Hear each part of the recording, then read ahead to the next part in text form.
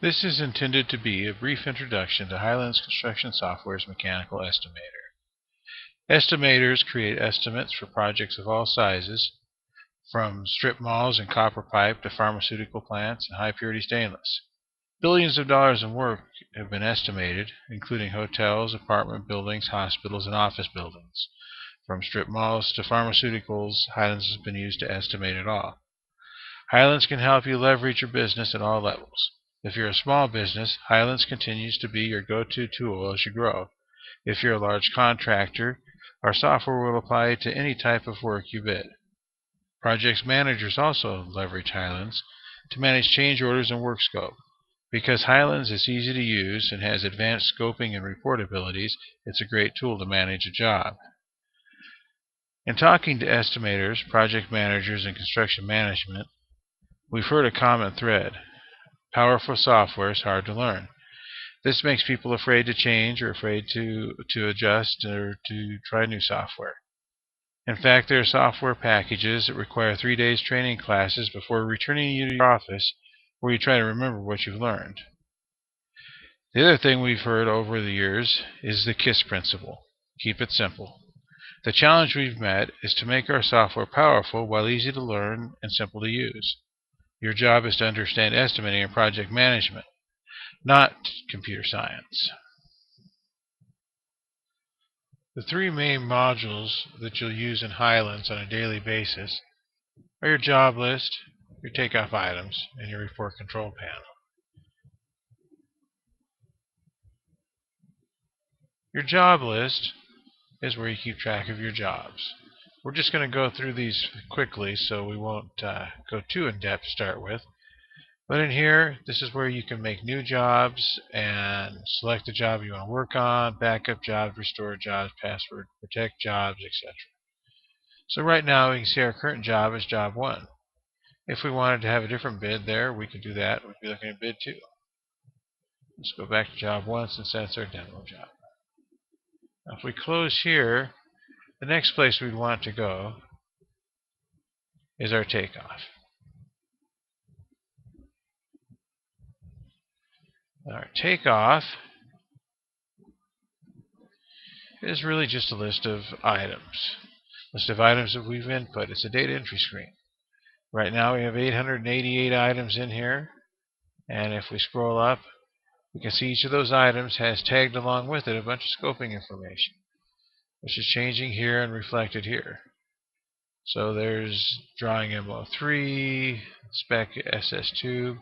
So all the items in your entire bid will be listed in here. It makes it much easier to find things and edit things. So a simple, just basic takeoff would be a material list where we might go and say we have pipe 2-inch. We got 10 feet of it, and we've got a 90-degree elbow, and we've got 2-inch, and we've got one of those. If you're doing a material list or something real simple, that would be a good way to go. That's one of the things that project managers seem to do fairly often. As we're going, we could be switching in here with scopes and all of this information. We could switch as we go along, and we could have our pipe here coming across here, and it would be following that scope. Now the other way to do takeoff more commonly is to use an on-screen takeoff. Now our on-screen takeoff right here allows you to mark up digital drawings and save those and send those to people. They're just PDFs. So for example here, I might say I want to take a pipe 5-inch off, and I'd run that sucker from here to there, and then maybe from on over to there. And then I get in that line, and maybe I want to come back in here, and I'm going to throw a shut-off out right there. So we have it all taken off. And you can run through your entire drawing that way fairly quickly. So let's close. Before we close that, let's move over here, and I'll show you here. As we've been taking off those things, they've been taking off right over here on this screen. So your ideal solution is to have a 2-screen solution, where this is on one screen and your on-screen is on the other screen. But if you only have one screen, this works too. So let's go back over here. Let's close our takeoff. And we're not going to save the change this time. We're going to run over to our report control panel.